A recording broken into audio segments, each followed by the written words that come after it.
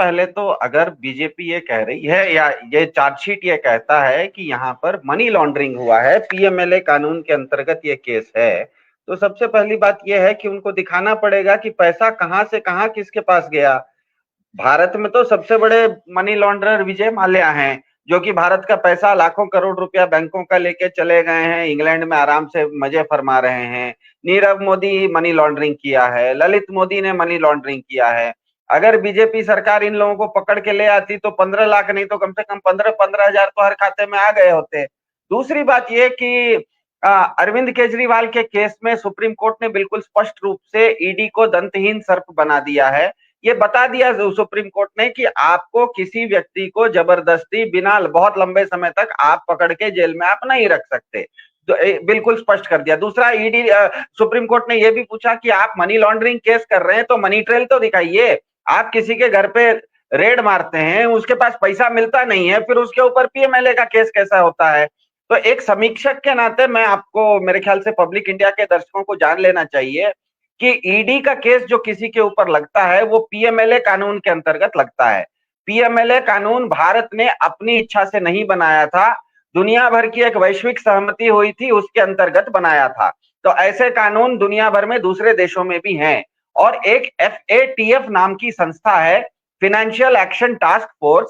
हर देश अपने जिसने भी मनी लॉन्ड्रिंग के केस करता है उसको FATF को वो केस दिखाना भी पड़ता है और उसका इवैल्यूएशन भी होता है। मतलब कोई एक अंतरराष्ट्रीय संस्था आपके आप जो केस किए हैं उसको वो देखती है।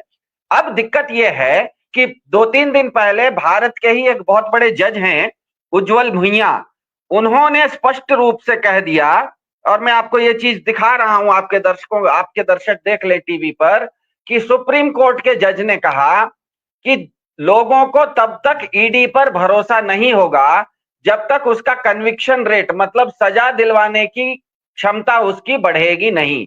उन्होंने ये कहा, सुप्रीम कोर्ट के जज ने, कि ईडी एक ऐसी संस्था है जिसने कि 5,000 केस किए हैं, उसमें सिर्फ 40 लोगों को उसने सजा दिलवाई है।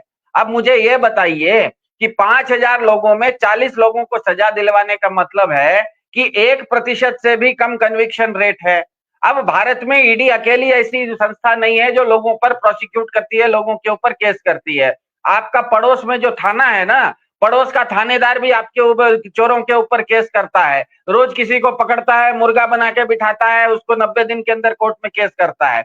पड़ोस का जो थानेदार है उसका कन्विक्शन रेट भारत में 55% है। मतलब आपके घर के बगल में जो पुलिस थाना है उसमें जितने केस होते हैं तो पुलिस उसमें से आधे से ज्यादा लोगों को जेल करवा देती है। और ईडी नाम की संस्था जो भारत की सबसे बड़ी संस्था है, ये अगर 5,000 में से 40 लोगों को भी अगर वो सजा नहीं दिलवा सकती, इसका मतलब ही है कि इस कानून का पूरी की पूरी तरह से दुरुपयोग किया जा रहा है। ये कानून पड़ोस के थानेदार को अगर ईडी का इंस्पेक्टर बना देना तो वो ज्यादा लोगों को जेल पहुंचवा देगा। तो अब ये बिल्कुल, और इसीलिए सुप्रीम कोर्ट ने अरविंद केजरीवाल के केस में, हेमंत सोरेन के केस में, कविता के केस में, तमिलनाडु के एक मंत्री को छोड़ने के केस में बिल्कुल स्पष्ट कर दिया कि आप ईडी के अंतर्गत किसी व्यक्ति को बहुत लंबे समय तक बिना किसी कारण के जेल में नहीं रख सकते, और आप अगर किसी के ऊपर ईडी का केस कर रहे हैं तो मनी लॉन्ड्रिंग आपको दिखानी पड़ेगी। अब मुझे ये बताइए कि इन्होंने राहुल गांधी हो, सोनिया गांधी हो, हेमंत सोरेन हो, अरविंद केजरीवाल हो, इन सबके ऊपर जो ईडी का केस डाला है, इनके ऊपर तो कहीं ये नहीं बता रहे हैं कि इनके पास कुछ पैसा बरामद हुआ है। पैसा तो बरामद हुआ विजय माल्या के पास, वो तो आराम फरमा रहा है। पैसा तो बरामद हुआ नीरव मोदी के पास, वो तो आराम फरमा रहा है। पैसा तो बरामद हुआ ललित मोदी के पास, वो तो आराम फरमा रहा है। तो मुझे ये बताइए, इसीलिए एक और जानकारी, बहुत इंपॉर्टेंट जानकारी 2 मिनट में दे देता हूं, क्योंकि पीएमएलए के केसेस FATF के अंतर्गत आते हैं। FATF भारत के ऊपर मॉनिटरिंग करता है और इवैल्यूएशन करता है।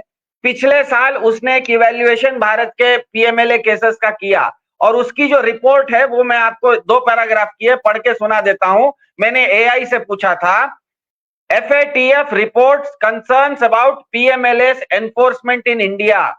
It shows concerns about low conviction rate and very stringent provisions, that is burden of proof on the accused and limited bail risk, misuse against political rivals activists and non-profit organizations. The Supreme Court of India too has rewritten that ED officials are not equivalent to police and cannot make arrests under the act without due process. India has been now placed under regular follow-up category, requiring a progress report by October 2027. It reflects a strong need for reforms to enhance prosecutions and protect non-profit organizations. ये हुआ है ED का misuse करने के चलते, क्योंकि ED का मतलब इन्होंने जो संधि दुनिया भर से की है, ईडी के हर फाइल को इनको दुनिया के एफएटीएफ संस्था को देनी है। वो एफएटीएफ संस्था ने देख के इनके ऊपर रिपोर्ट लिखी है कि आप ईडी का दुरुपयोग कर रहे हैं, आप अपने राजनीतिक प्रतिद्वंदियों को प्रताड़ित कर रहे हैं, इसीलिए आप किसी को सजा नहीं दिलवा पा रहे हैं, असली दोषी छूट जा रहे हैं आप पर, इसीलिए 2027 में फिर से हम रिव्यू करेंगे। मेरे ख्याल से बीजेपी सरकार का ये जो आज क्या कहते हैं प्रोसिक्यूशन, ये चार्जशीट दायर करने का कदम है, ये उनका डेस्परेट एक्ट है, वो उनका फ्रस्ट्रेटेड एक्ट है, वो हताशा का एक्ट है, वो एक तरह से हथियार डालने का प्रतीक है। जिस तरह से आजकल आईपीएल चलता है, तो आईपीएल में कोई बैट्समैन अगर अच्छा रन नहीं बनाता है ना, तो उसी की टीम उसको रिटायर करवा लेती है। तिलक वर्मा मुंबई इंडियंस के लिए बैटिंग ठीक से नहीं कर रहे थे, तो खुद टीम रिटायर करवा ली। तो ये बीजेपी सरकार के तरफ से, अपनी तरफ से खुद वो मान रही है कि इस केस में अब वो आगे कुछ भी नया सबूत नहीं ला सकती। वो इस चीज को न्यायालय के सामने सरेंडर कर चुकी है, क्योंकि ध्यान में रखिएगा, एक बार चार्जशीट दायर हो जाने के बाद इस केस में वो किसी को भी, ईडी के ऑफिसर किसी को भी प्रताड़ित नहीं कर सकते, किसी को भी अरेस्ट नहीं कर सकते। दूसरी तरफ अब ये गेंद न्यायपालिका के हाथ में है, और न्यायपालिका में इनका खुद का रिकॉर्ड बताता है कि 5000 केस में 40 लोगों को भी इन्होंने सजा नहीं दिलवाई है। मेरे ख्याल से ये मोदी सरकार की तरफ से एक तरह से उनके तरफ से ये मानना है, एक समीक्षक के नाते मेरी समझ आ रही है कि अंतरराष्ट्रीय दबाव में आ गए हैं। एफएटीएफ हर केस को देख रहा है, वो इनको बता रहा है इवैल्यूएशन रिपोर्ट करके कि आप किसी भी केस को ढंग से आप लड़ नहीं रहे हैं, बिल्ड नहीं कर रहे हैं, असल में जो दोषी है उनको आप छोड़ रहे हैं। इस कानून का आप दुरुपयोग राजनीतिक प्रतिद्वंदियों और नॉन प्रॉफिट ऑर्गेनाइजेशंस पे कर रहे हैं। ये रिपोर्ट अगले बार, मतलब अगले 2 साल के अंदर फिर इनको प्रोग्रेस रिपोर्ट देनी है। इसीलिए कम से कम अब ये न्यायालय के ऊपर ठीकरा फोड़ना चाहते हैं कि देखिए हमारे पास जितने केसेस थे हमने तो उसका सबका चार्जशीट डाल दिया न्यायालय में, अब न्यायालय जो निर्णय करेगा, हम अपनी तरफ से कहीं कुछ गलत नहीं कर रहे हैं। ये मेरे ख्याल से एक बच के निकलने का इन्होंने एक रास्ता निकाला है। समीक्षक के नाते का ये तर्क है कि हमने किसी के ऊपर ईडी केस किया और आज हमने उसको क्या कहते हैं चार्जशीट दायर कर दी, और वो न्यायालय के मतलब न्यायालय के जुरिस्डिक्शन में, न्यायालय के पाले में जा चुका है। तो सवाल ये उठता है कि हेमंत बिश्व शर्मा पर भी ईडी का केस है, उनके ऊपर चार्जशीट कब दायर किया जाएगा? शुभेंदु अधिकारी के ऊपर भी ईडी का केस है, उनके ऊपर चार्जशीट कब दायर किया जाएगा? नारायण राणे के ऊपर भी चार्जशीट है, उनके ऊपर भी ईडी का केस है, उनके ऊपर चार्जशीट कब दायर किया जाएगा? बीएस येदियुरप्पा के ऊपर ईडी का केस है, उनके ऊपर चार्जशीट कब दायर किया जाएगा?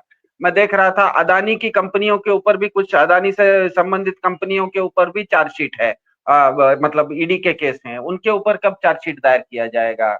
विजय माल्या के ऊपर कब चार्जशीट दायर किया जाएगा? नीरव मोदी के ऊपर कब किया जाएगा? ललित मोदी के ऊपर कब किया जाएगा?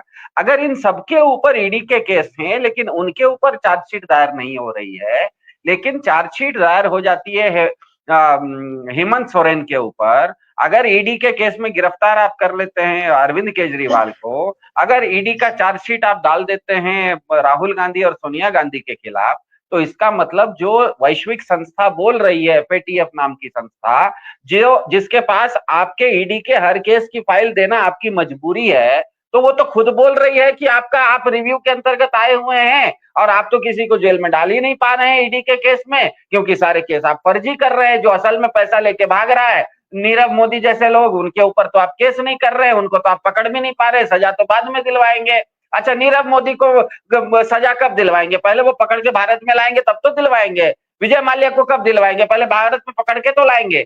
तो हुआ ये है कि इन्होंने, अब बिल्कुल ये स्पष्ट हो गया है, पूरी दुनिया को स्पष्ट हो गया है कि एफएटीएफ के आने के बाद, ईडी के आने के बाद, और खास करके अरविंद केजरीवाल के जजमेंट के बाद सुप्रीम कोर्ट में, कि ईडी नाम की संस्था केवल और केवल राजनीतिक प्रतिद्वंद्वियों को, और जिससे बीजेपी के इकोसिस्टम को किसी तरह की दिक्कत है, उसको चुप कराने के लिए, उसको प्रताड़ित करने के लिए, उसको परेशान करने के लिए एक ये औजार बना हुआ है, हथियार है। ईडी कोई कानून नहीं है, वो एक हथियार बना हुआ है। अब मेरे ख्याल से लेकिन सुप्रीम कोर्ट के हालिया जजमेंट के बाद अब बीजेपी को भी समझ में आ गया है, एफएटीएफ में भी जो बार बार उनकी इवैल्यूएशन हो रही है उसमें उनको समझ में आ गया है कि अब ये चीज बहुत लंबी नहीं खींच सकते। आप ईडी का डर दिखा के किसी को बहुत लंबे समय तक जेल के अंदर बंद नहीं कर सकते। एफएटीएफ आपको सवाल करेगा कि आपका कन्विक्शन रेट इतना कम क्यों है। सुप्रीम कोर्ट की न्यायपालिका खुद सवाल करने लगेंगे, सुप्रीम कोर्ट के जज, कि जब तक ईडी लोगों को जेल में नहीं डाल पाएगा, सजा नहीं दिलवा पाएगा, तब तक ईडी का कोई महत्व नहीं रहेगा, ईडी का कोई रिस्पेक्ट नहीं रहेगा, लोगों को उस पर भरोसा नहीं आएगा। तो अब मेरे ख्याल से बीजेपी का इकोसिस्टम और बीजेपी सरकार ये जान गई है कि अब ईडी का मिसयूज वो नहीं कर पा रही है, इसीलिए धीरे धीरे एक एक करके केस को वो न्यायपालिका के पाले में डाल के अपना हाथ जोड़ ले रही है कि भैया ये काम मुझसे नहीं होने वाला। लेकिन ये जितना ये काम करेगी उतने और सवाल उठेंगे कि आज अगर बीजेपी कहेगी कि हमने तो इस केस में चार्जशीट दायर कर दिया, तो स्वाभाविक सवाल उठेगा कि हेमंत बिश्व शर्मा पर कब चार्जशीट दायर होगा, स्वाभाविक सवाल उठेगा कि शुभेंदु अधिकारी पर कब दायर होगा, स्वाभाविक सवाल उठेगा कि नीरव मोदी और विजय माल्या पर कब दायर होगा। तो मेरे ख्याल से ईडी के मामले में बीजेपी पूरी तरह से हताश हो चुकी है, निराश हो चुकी है, उसके पास कोई रास्ता नहीं बचा। और मेरे ख्याल से जो कल ये जो चार्जशीट दायर करने का खेल हुआ है, ये किसी न किसी तरह का हेडलाइन मैनेजमेंट का खेल था। हो सकता है आज क्योंकि सुप्रीम कोर्ट वक्फ का एक कानून बीजेपी ने बहुत जोर शोर से लाया था, और बीजेपी जब भी कोई कानून लाती है तो ऐसा बोलती है कि जैसे ही मोदी जी कानून लाते हैं अगले दिन से पूरी दुनिया बदल जाती है और वो कानून ब्रह्म वाक्य हो जाता है। लेकिन सुप्रीम कोर्ट अगर उस कानून की सुनवाई कर रहा है, इसका मतलब तो संदेश ये चला जाएगा, अगर हेडलाइन कल और आज ये बन जाता कि वक्फ पर सुप्रीम कोर्ट सुनवाई कर रहा है, तो सोचिएगा कि एक बीजेपी का जो बहुत कट्टर समर्थक है उसके दिल पे क्या बीतती, उसके छाती पर कितना दाल गल जाता कि हमने तो सोचा था कि कानून आ गया, अब मोदी जी से भी बड़ा इस देश में कोई है, मतलब न्यायपालिका इस देश में मोदी जी से भी बड़ी है क्या, जो मोदी जी के बनाए हुए कानून के ऊपर वो सुनवाई करने वाली है। तो मेरे ख्याल से इस तरह का हेडलाइन को बदलने की ये कोशिश कर रहे थे। हालांकि इसमें मेरा पूरा मानना है कि बिहार चुनाव नजदीक आ रहे हैं, कांग्रेस के शीर्ष नेतृत्व को प्रचार से रोकने के लिए, उनको परेशान करने के लिए भी इस तरह की एक हरकतें की जाती हैं कि आज इनको बुला लो, कल उनको बुला लो, ताकि कम से कम वो प्रचार से दूर रहे। लेकिन फिर से अरविंद केजरीवाल के जजमेंट में पिछले साल सुप्रीम कोर्ट ने उनको प्रचार तक के लिए भी स्वतंत्र कर दिया था कि हाँ इतने दिन आप चुनाव प्रचार कर लीजिए। तो मेरे ख्याल से ईडी नाम की जो जानवर है, जो इन्होंने एक शेर बनाया था, वो कागजी शेर निकला। आज के तारीख में ईडी नाम की संस्था एक दंतहीन सर्प बन के रह गई है, ऐसा मेरा मानना है।